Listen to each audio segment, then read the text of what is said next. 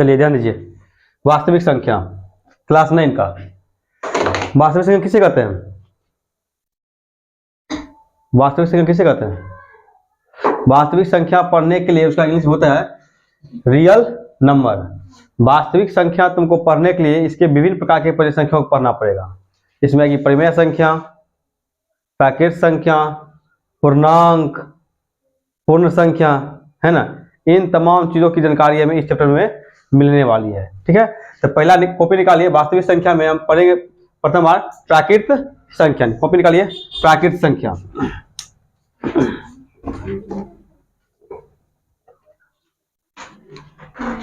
पहला पॉइंट निकालिए, प्राकृत।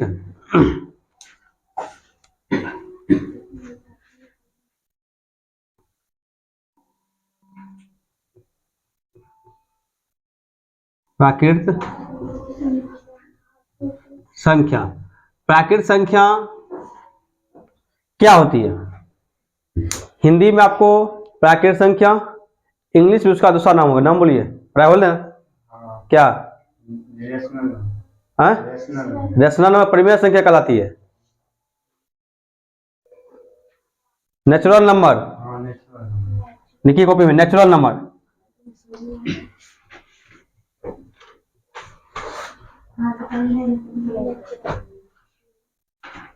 आठवां ने पढ़ाया है, आठवां पढ़ाया हो चुका है ना ये। अब देखिए नेचुरल नंबर किसे कहते हैं? गिनती की संख्या क्या कहती है? प्राकृत संख्या। गिनती की संख्या कौन कौन है जी? यहाँ लिख देते हैं गिनती की संख्या। हम गिनती की संख्या, गिनती की संख्या, गिनती की संख्या कौन कौन हो सकता है जी? स्टार्ट कीजिए, 0 से स्टार्ट करते हैं, एक से स्टार्ट करते हैं। जन्मा से 0 कोई सुना था? नहीं सुना था। कहां से स्टार्ट किया? 1 2 3 4 से, तो वहां से स्टार्ट होगी। यहां से कौन कौन संख्या हो जाएगी? 1 2 3 4, जहां तक तुमको बोलना है बोलते रहिए। कहां से है? अनंत तक। इसका क्या होगी? अनंत तक। क्या कराएगी? प्राकृत संख्या। ठीक है, फटाफट लिखिए इसको।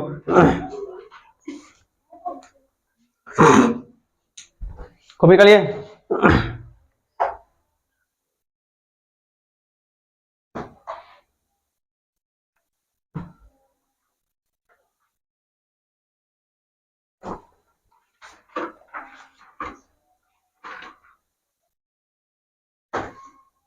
देखिए उसके बाद आएगी दूसरा, प्राकृत संख्या के बाद आती है पूर्ण संख्या। क्या आती है? ये 8वां में चर्चा किया गया था ना, क्या कहती है? पूर्ण संख्या। पूर्ण हिंदी में बोलेंगे, इंग्लिश नाम बोलिए उसका, बचपन में बोले हुए थे होल नंबर, है ना। होल नंबर लिखिए।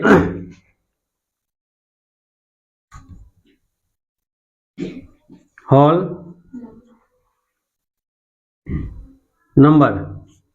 होल नंबर मतलब देखिए, जो ही होल नंबर आई पूर्ण संख्या कहलाएगी। होल नंबर का अर्थ क्या हुआ? गिनती के संख्या में हम 0 जोड़ दें। जैसे गिनती की संख्या कौन है जी? 1 2 3 4 5 है ना, इन्फिनिटी तक है।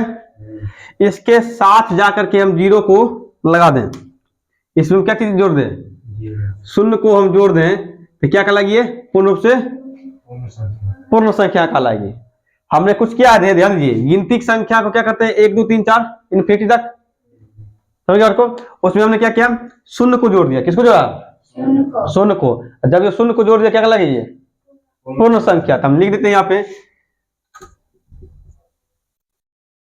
गिनती की संख्या में किसको जोड़ रहे हैं जी? शून्य को जोड़ने पर प्राप्त संख्या क्या कहलाती है जी? पूर्ण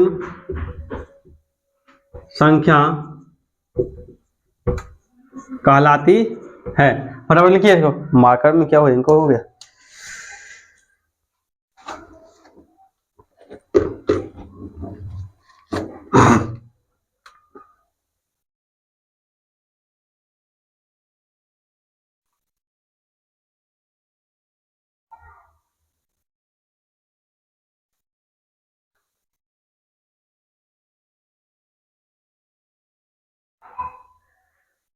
ठीक है।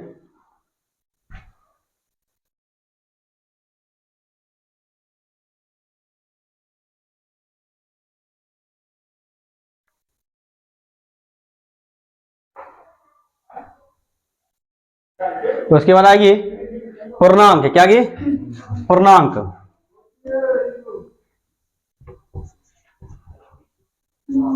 पूर्णांक पूर्णांक संख्या क्या लिखा थी जी? Integer number. इंटीजर नंबर क्या कहते हैं? आठवां याद कीजिए। हाँ हाँ, आठवां पढ़ा हुई है ना इंटीजर नंबर को क्या बोलते हैं? पूर्णांक संख्या किसे कहते हैं? देखिए, प्राकृतिक संख्या गिनती संख्या को कहते हैं, उसमें अगर जीरो जोड़ते हैं तो पूर्ण संख्या प्राप्त होती है।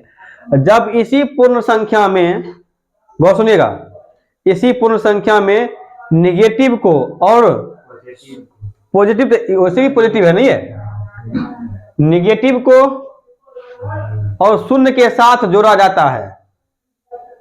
मतलब कहने का क्या है, जो पूर्ण संख्या का संग्रह है उसमें हमने क्या किया? निगेटिव को जोड़ दिया। पूर्ण संख्या के संग्रह में हम किसको जोड़ दिया? निगेटिव को जोड़ दिया। तो प्राप्त संख्या क्या कहलाएगी? इंटीजर्स कहलाएगी। क्या कहलाएगी? इंटीजर्स। लिखिए इंग्लिश में क्या बोलते हैं उसको? इंटीजर। इसका इंक कहीं गड़बड़ हो जाए।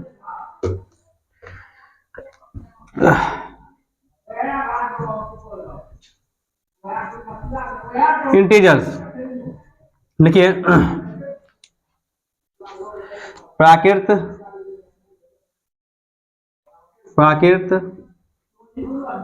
संख्या के संग्रह में शामिल शून्य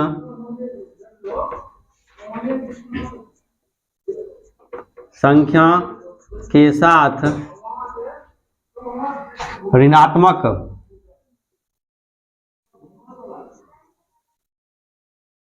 संख्या को मिलाने बोलिए या जोड़ने बोलिए पर हमें पूर्णांक संख्या या उसे क्या कहते हैं? पूर्णांक कहते हैं।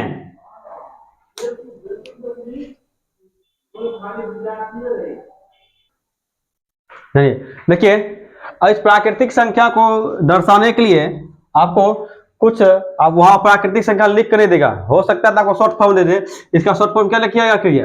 एन। पहले नंबर देख लीजिए, पूर्ण संख्या का शॉर्ट फॉर्म को याद रखना पड़ेगा। किसी से दर्शाया जाता है? डब्ल्यू से। और इंटीजर्स को है जेड से। सभी को ऐसा नहीं होता है, ठीक है। तो नेशनल नंबर को शॉर्ट फॉर्म एन से दर्शाया जाता है, होल नंबर को डब्ल्यू से और इंटीजर को जेड। अब इंटीजर कितने प्रकार की? दो प्रकार का। कौन कौन संख्या इसमें? अब देखिए, इंटीजर संख्या ऐसे देखेंगे यहाँ पे। इसमें कितने प्रकार संख्या है? दो प्रकार की संख्या है। कौन कौन है? बीच में शून्य मानिए, ठीक है। इस साइड की जो भी संख्या है धनात्मक, इधर ऋणात्मक, ठीक है। ये 1 2 3 4, देखिए 1 2 3 और 4, इधर जो भी संख्या है इसको कहते हैं घनात्मक संख्या। क्या बोलेंगे? घनात्मक। इधर देखिए -1 -2 -3 ऐसे करके बहुत दूर चल जाएंगे, ठीक है। इसको क्या बोलेंगे? ऋणात्मक। ऋणात्मक संख्या, ठीक है।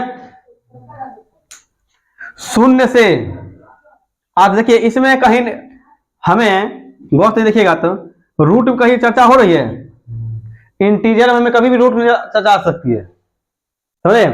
पॉजिटिव आएगी, निगेटिव आएगी।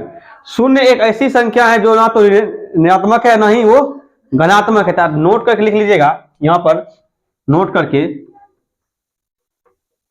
शून्य वह ना तो घनात्मक पूर्णांक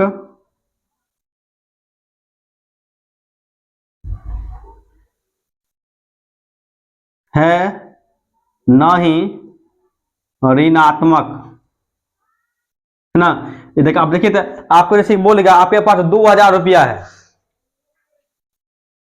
माइनस 2000 रुपया है, तो कहीं माइनस देखे तो जीरो है, अब माइनस 2000 तो हो सकता है, ना जी। आपके पास रुपया नहीं है तो 0 रुपया है, अब माइनस में भी है तो इसका पर आप रुपया नहीं, आप कार्य डूबे हुए हैं, समझे। तो 0 ना तो ऋणात्मक है ना ही धनात्मक है। हाँ समझ में। आप देखिए इसमें 0 से क्या हो गया, बायां साइड, ये हो गया दायां साइड। 0 से जितना बाएं की ओर दूर जाते जाएंगे उतना हमें कर्ज में डूबते हुए चले जाएंगे। 0 से दाएं में जितना आगे बढ़ते जाए उतना हमें प्रॉफिट होती चली जाएगी। नहीं समझे बात को। कहने का कि 0 से नजदीक वाली संख्या कितना है जी, 1, ये कम कर्जाम है। 0 से 2 ये अधिक कर्जाम हो गया। काय के लिए, क्या यहाँ पे हमें पहले जैसे किसी से हम 10 रुपया कर्जा लिए, किसी से 15 रुपया कर्जा लिए, टेंशन कौन है, क्या के लिए हमारे पास ऋणात्मक संख्या ज्यादा है, समझ गए। अब -3 -2 बड़ा हो गया, -1 बड़ा होगा, -1 होगा। क्या कि इसमें हमें टेंशन बहुत कम है, इसमें टेंशन बहुत ज्यादा, क्या हमारे पास क्या हो रही है, संख्या ज्यादा है ना। ये संख्या क्या है, ज्यादा है। हमें लग रहा है कि हमको ज्यादा है, लेकिन इसके अनुसार देखिए तो ऋणात्मक संख्या में ये इसका मान क्या है, बहुत कम है। किसके तुलना में, इसके तुलना में, 1 के तुलना में, समझ गए। हमें -1 बड़ा या -2 बड़ा, माइनस से। अब देखिए 0 से लेकर के -3, इस दोनों में कौन सा बड़ा हो गया, और इसी संख्या 5 आएगा तो 1 बड़ा होगी, -5 बड़ा होगी, समझे ना। तो -5 और तो कौन बड़ा, समझ गया आपको। इधर चलिए दाया में 1 बड़ा या 4 बड़ा, ताकि इसमें ऋणात्मक पूर्णांक है नहीं, समझ गया बात। चलिए इसको लिख लेता, मिटाते हैं।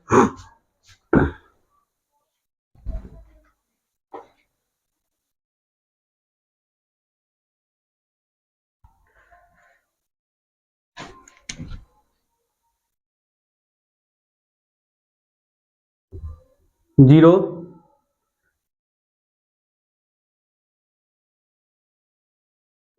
इसी पर ध्यान दीजिएगा। इसके बाद ग्राफ जो बनाएंगे, अभी नया पॉइंट पढ़ने वाले हैं, इधर हमेशा क्या होगी, ऋणात्मक, इधर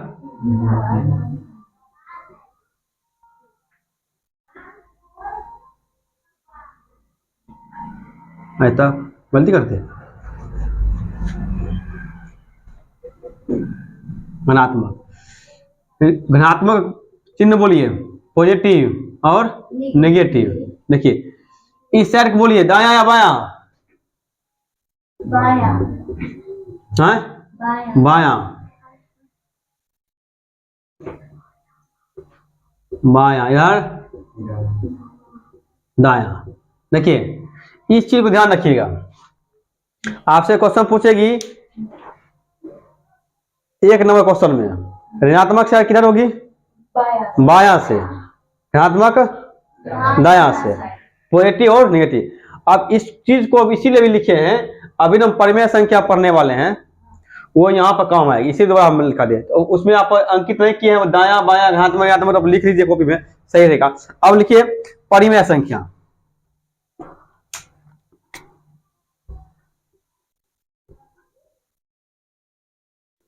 परिमेय संख्या, परिमेय संख्या का इंग्लिश में बोलिए क्या होता है, रेशनल नंबर।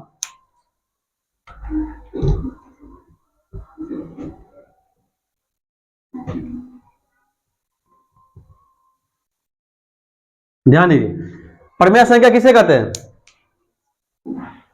जैसे पी बाई क्यू के रूप में लिखा जाए। पी बाई क्यू क्या है? पी बटा क्यू। वह संख्या जिसे पी बाई क्यू के रूप में लिखा जा सकता है उसको क्या बोलते हैं? परिमेय संख्या। परिमेय संख्या है क्या? पी बाई क्यू क्या है? परिमेय संख्या कहते किसे हैं? पी बाई क्यू जो बोलते हैं, वहां पर लिखिए परिभाषा। वह संख्या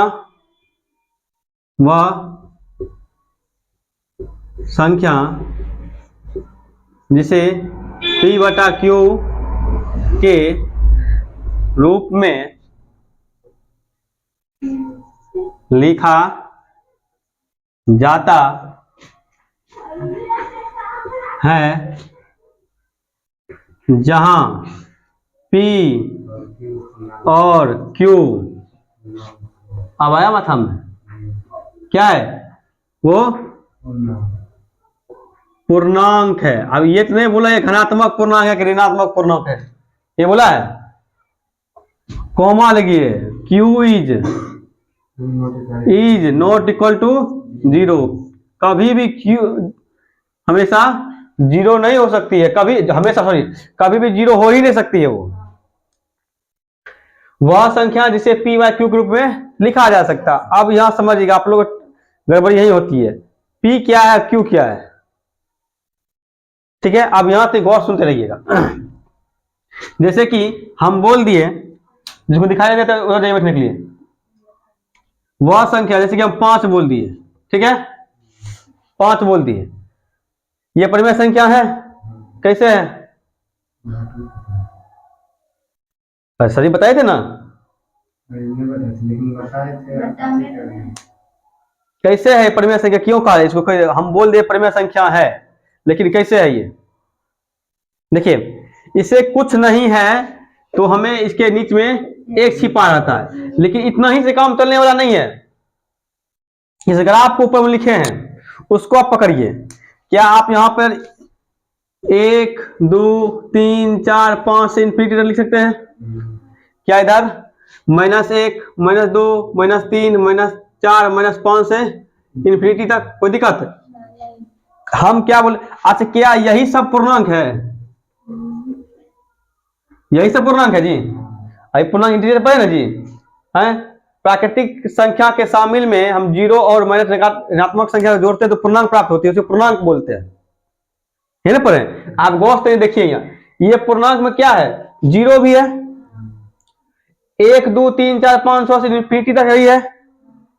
दूसरी चीज ऋणात्मक संख्या भी है कि नहीं है? अब समस्या आती है, इधर सिंगल हम 5 लिख दिए, ये परिमेय संख्या है या नहीं है? ये परिमेय संख्या है। अभी यहां से गौर सुनते रहिए, मेन चीज यही फेंकती है, ठीक है ना? यही परिमेय संख्या कैसे है गौर से देखिएगा। कुछ नहीं, नीचे में एक छिपा हुआ है। आज देखिए, हम पहले फॉर्मूला के हिसाब से चलते हैं। ये इसका मतलब ऊपर P है, नीचे में Q है, तो Q मतलब ऊपर में, इसको हम क्या बोले? ये भी पूर्णांक है। क्या ये पूर्णांक है? और ये भी पूर्णांक है। तो पूर्णांक हम क्या पढ़े? 0 1 2 3 4 5 6 7 8 9 10 -1 2 3 4 5 6 7 8 9 10 जहां तक जाना है। अब गौर से, क्या 5 मेरा पूर्णांक है? क्या कहा? जहां P और Q क्या है? एक पूर्णांक है। क्या ये पूर्णांक है? क्या मेरा 5 पूर्णांक है? एक मेरा पूर्णांक है। तो प्राकृतिक परिमेय संख्या तो वही बोलता है, वह संख्या जिसे P बाई Q के रूप में लिखा जा सकता है। उसी जगह आप देखिए, यहां पर हम बोल दे, पहला एग्जांपल, ढेर सा एग्जांपल नहीं, आपको ध्यान देते रहिए। दूसरा एग्जांपल ले लिए हम 0 शून्य। क्या प्राकृतिक संख्या? ये परिमेय संख्या है? शून्य परिमेय संख्या है? यस या नो? नहीं है। तुम्हारे कहने से, मेरे कहने से ये है। कैसे है? ध्यान दीजिए, इसके नीचे हम कुछ नहीं है, इसका मतलब ये एक इसके नीचे हमेशा छिपा रहेगा। इसका मतलब ये क्या है?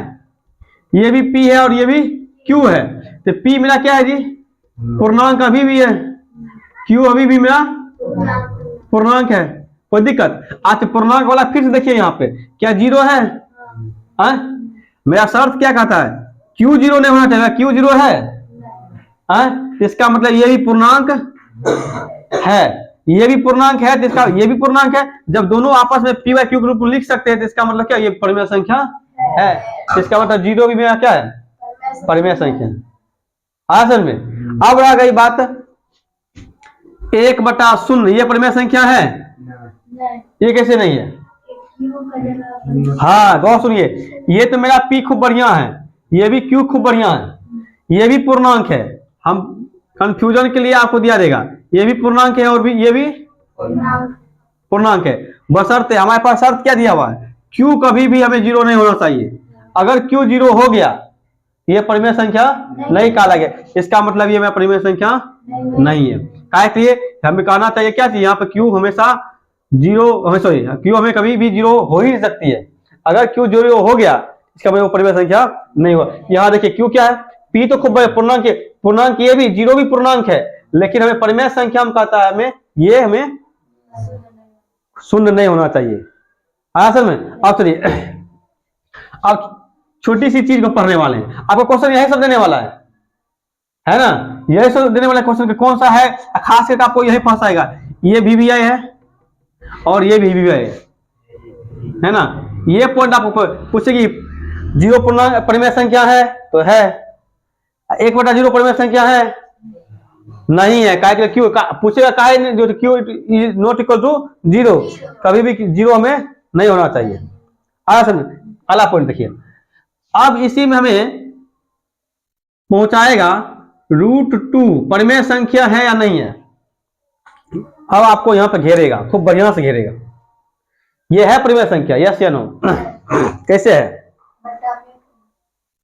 हमें कुछ नहीं, यहाँ पर 1 है, आपके अनुसार हम बोलेंगे ये परिमेय संख्या नहीं है। आपने गौर से देखे तो इसलिए आप ऊपर बनाए हैं, इसमें कहीं भी तुमको रूट नजर आ रही है? क्या इसमें पूर्णांक संख्या हम रूट कभी पढ़े हैं? जब रूट नहीं पढ़ेंगे तो पहले पता दे दिया ये परिमेय संख्या नहीं है। इतना ही काम में चलने वाला है। ये पहली बात ये नहीं है, काहे नहीं है उसके ऊपर चर्चा डिटेल्स करने वाले हैं। इसीलिए एक क्वेश्चन और आपको देते हैं लेकर के, √4 ये परिमेय संख्या है?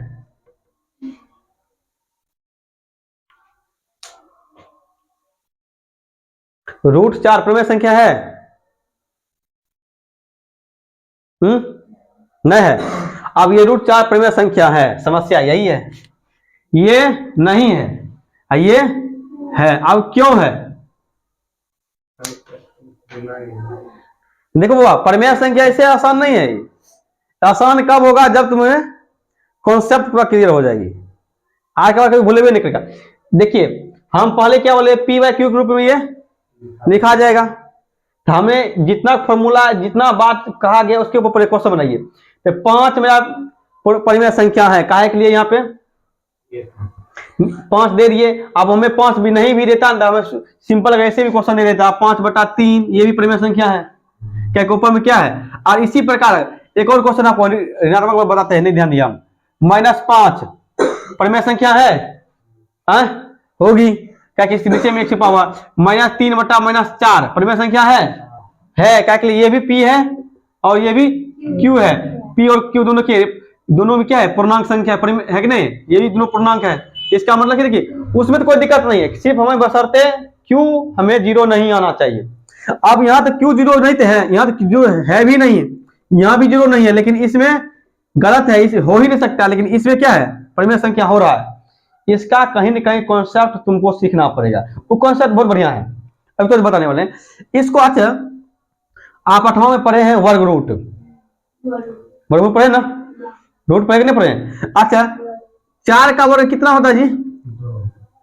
2 का है जी, वर्गमूल होता है जी, वर्गमूल पढ़े ना जी, 2 का वर्गमूल कितना होता है? 4 होता है। क्या इसको हम 2/2 ऐसे लिख सकते हैं? अब इसको तो बाहर निकालिए इस घेरे से, √2 को 2 × 2/1, गौर से देखिए, √2 का स्क्वायर और ये रूट में ये पढ़े हुए कट जाता है ऊपर में, है ना, 2/1। फिर से देखिए पी बाई क्यू के रूप में चले आया है, इसका मतलब ये परिमेय संख्या है। इतना हमको करना जरूरी नहीं है कि कौन किसका रूट याद करने के लिए बैठा है, वो तो तोड़ने के लिए कौन बैठा हुआ, उसके लिए अभी पढ़ेंगे। ठीक है, तो तुम याद करिए। अब कैसे समझेंगे ये पूर्ण वर्ग है, कैसे समझेंगे ये पूर्ण वर्ग नहीं है, तो पहले इतना छापिए, उसके बाद हम आपको अगला पॉइंट बताते हैं।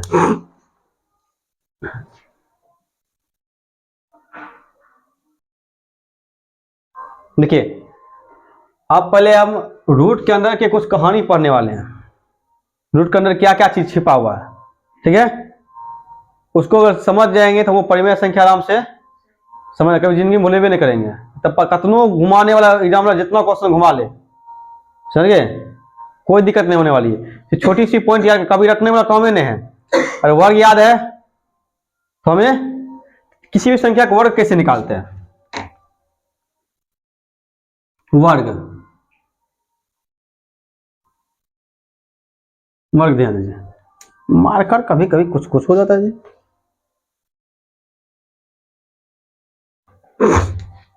देखिए, वर्ग जैसे कि हमें कोई ए संख्या है, ठीक है, ए इंटू ए बराबर ए स्क्वायर, ठीक है। जैसे मान लीजिए किसी संख्या का हमें वर्ग निकालना है, ठीक है, यह लिखते हैं संख्या, यहां संख्या का वर्ग, संख्या का वर्ग, ठीक है। ध्यान दीजिए, हमें वर्ग निकालने मतलब क्या, गुना होगी, किसी संख्या को हम गुना कर देंगे। जैसे कि मान लीजिए एक है, एक से स्टार्ट कीजिएगा, एक एक, ठीक है, एक क्या कहेंगे जी, इसका वर्ग निकालना है तो एक गुना एक कितना हो जाएगा, एक। दूसरा का दो गुना दो कितना हो जाएगा, चार, याद है सब। तीन का तीन गुना तीन कितना हो जाएगा, छह नहीं बोल लीजिएगा, तीन को तीन बार पढ़िए कितना हो जाएगा, नौ। चार का चार गुना चार कितना हो जाएगा, 16। पांच का पांच गुना पांच 25। छह का छह गुना छह कितना हो गया, 36। सात का सात गुना सात कितना हो जाएगा, 49 39। तो हो गया, पढ़ लिया। तो 8 गुना 8 कितना हो जाएगा, 64। 9 का 9 गुना हाँ 9 गुना 9 क्या हो गया, 81। 10 तक आपके लिए काफी है, ठीक है। कितना हो जाएगा, 10 गुना तो उधर भी लिख दिए। चलिए बहुत ध्यान दीजिएगा, छोटी सी पॉइंट है, कौन सा पूर्ण वर्ग है कौन सा पूर्ण वर्ग नहीं, यहां अगर समझ गए जिंदगी को भी नहीं भुलाइएगा। आज देखिए थे, इस संख्या 1 और 4 के बीच में कौन कौन संख्या नहीं आया है, 2 और 3। 5 और 9 के बीच में 4 और 5, 4 और 9 के बीच में 5 6 7 और 8। इसके बीच में बोलिए 10 11 12 13 14 15, ठीक है। इसमें 17 18 19 20 22 23 24 है ना, ऐसे लिखते जाइएगा, ऐसे समझिए बात को। ई सब जो देख रहे हैं मान भाव सबको, जितना कि मान भाव को देखते हैं, पूर्णांक भूल जाइए, अपूर्ण संख्या है, अपूर्ण वर्ग है। किसी का वर्ग देखिए 6 किसी का वर्ग है, इस जितना का आप देखते हैं इस सबको, इस देख रहे हैं, इस काला वाला कहां गया जी,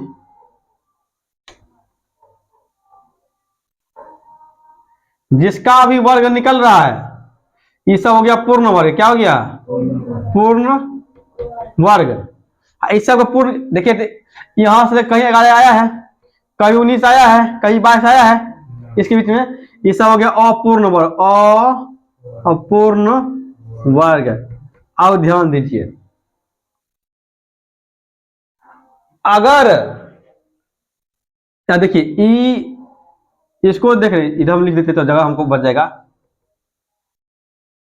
अपूर्ण वर्ग। ध्यान दीजिएगा, गौर से सुनिएगा।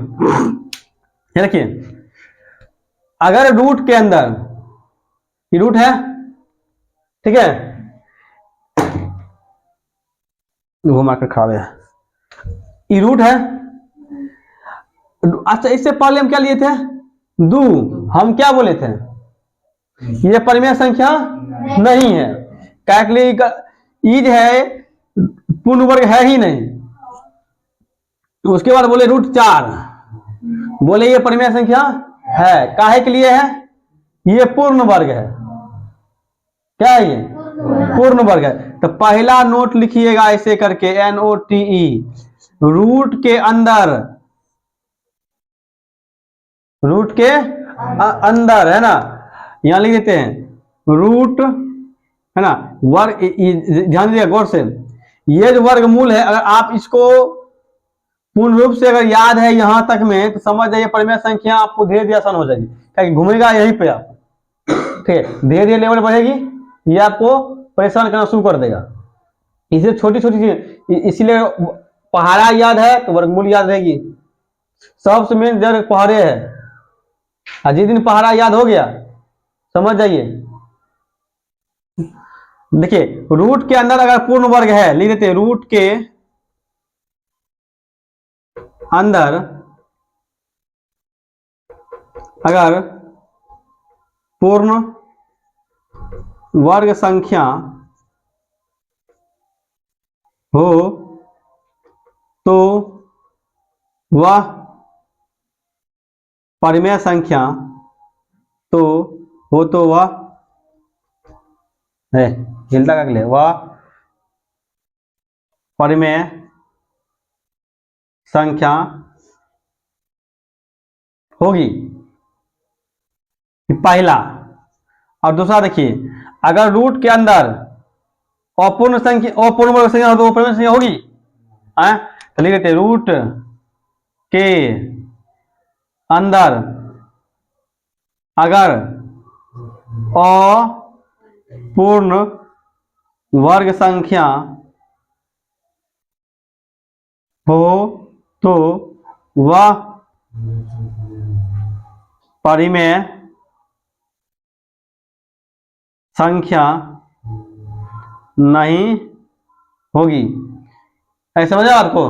तो फटाफट इसको उतारिए, अभी बहुत चीज बाकी है।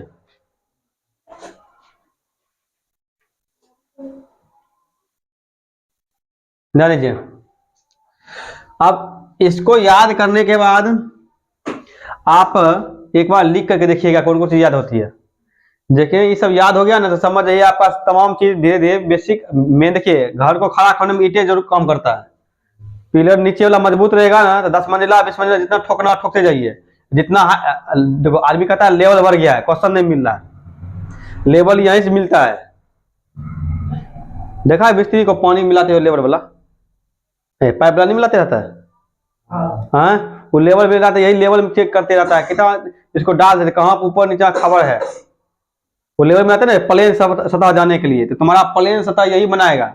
जितना तुम्हारे ऊपर लोड देते रहेगा, समझिए, वो तुम्हारा ये क्लियर करते रहता है। इसीलिए इसको याद करिएगा, अपने मन से लिख कर रखिएगा, ठीक है।